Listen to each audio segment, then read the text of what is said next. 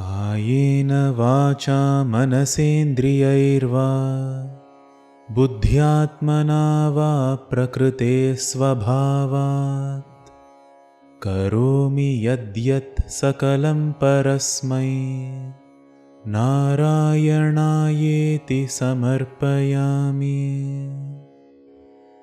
With my body, my speech, my mind or my sense organs, through my intellect, my sense of self or my natural tendencies, whatever actions I perform, all of it is towards the Supreme Being.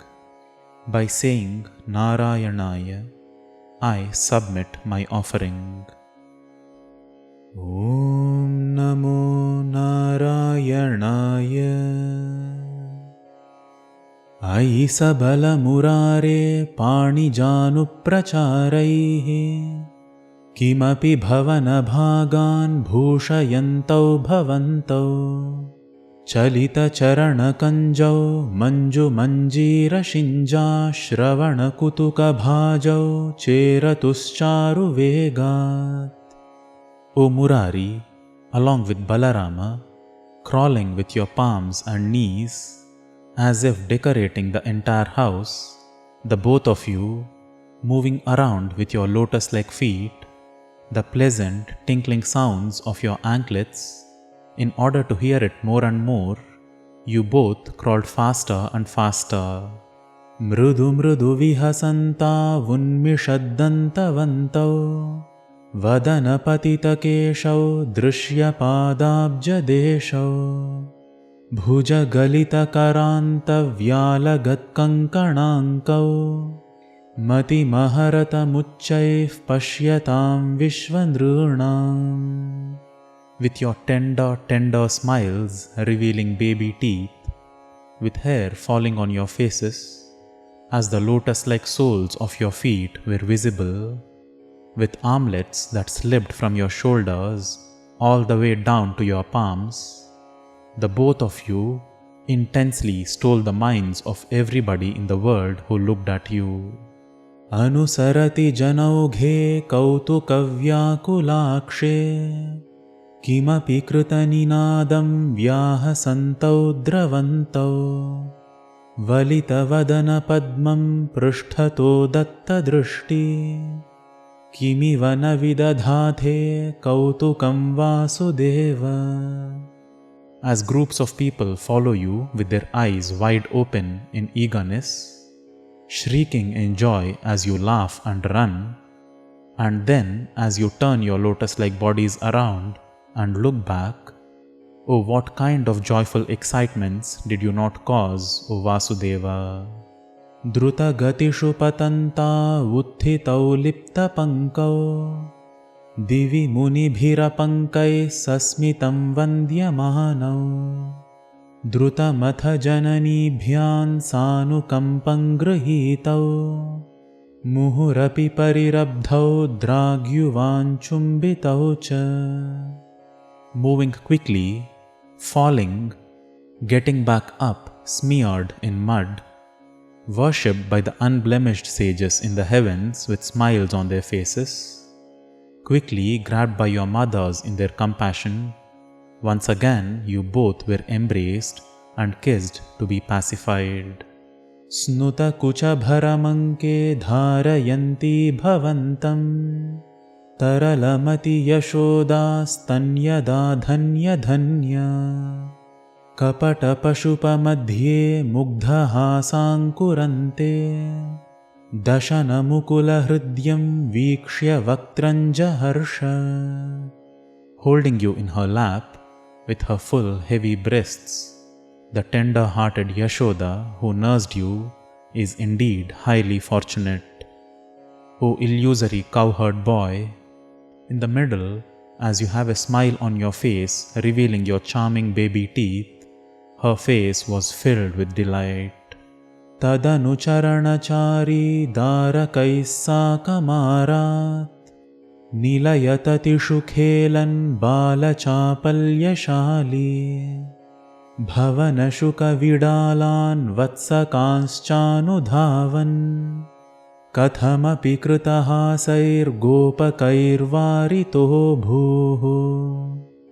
And then, when you started walking on your feet, along with your friends roaming around in the neighborhood in your childish waverings, chasing pet parrots, cats and calves, somehow by the laughing gopas, you always kept getting caught.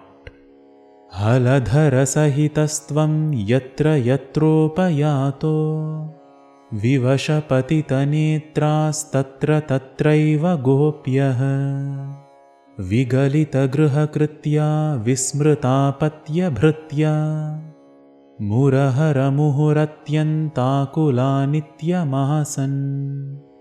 Along with Balarama, wherever you went, there always were enchanted gopis with their eyes set on you, neglecting their household chores, forgetting their children and responsibilities. O slayer of Mura, still they were always there, extremely excited. Pratinavanavanitang gopakadattamichan kalapadamupagayan komalankvapi nrityan sadaya yuvati lokairarpitan sarpirashnan kvachana nava vipakvan dugdhamapyapi bastvam. Desiring the freshly churned butter that was given by the gopikas, singing a sweet song and doing some sort of a dance, eating the butter offered by the young maidens, and sometimes freshly boiled milk too you used to drink. Mama khalu baligehe yachananjatamastam iha punarabalana magrato naiva kurve iti vihitamateh kim deva santyajya yachnyam dadhighritamaharastvam charuna choranena. Didn't I once upon a time beg at Bali's house? Here again with these women I am not going to beg. Deciding thus, did you, O Lord, give up begging and take to the beautiful stealing of curd, butter and milk?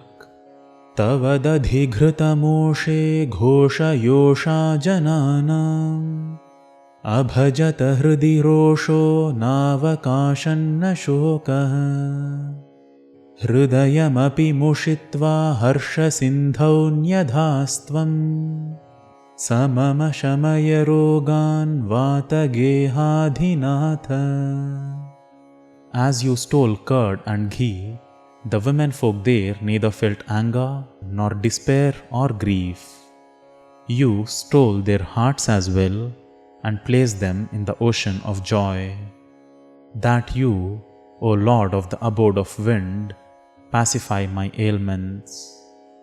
Shakhagretha vidhum vilokya phalamityam banchatatam moho samprarthyata tadata diya vachasa prokshipta bahau tvayi chitran deva shashi sate karamagat kimbru mahe sampata jyotirmandala purita khila vapuf praga viradrupatam.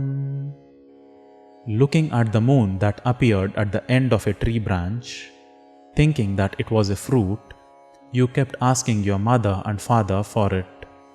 Upon your father's words, as you flung your arms at the moon, oh, what wonder he indeed came into your grasp! What to say of your glories! O Lord, whose entire form was enveloped in that glow, you shined in your cosmic form. Kim kim batedamiti sambhrama bhajamenam brahmarnavekshanamamum parimajyatatam Mayam punastanayamohamayim vitanvan nananda chinmaya jaganmaya pahi rogat. As he was utterly bewildered by this wondrous occurrence, immersing your father for a moment in the cosmic ocean, once again you drew him back into the illusion of you being his child. O Lord of the nature of cosmic bliss, O embodiment of creation, protect me from my ailments.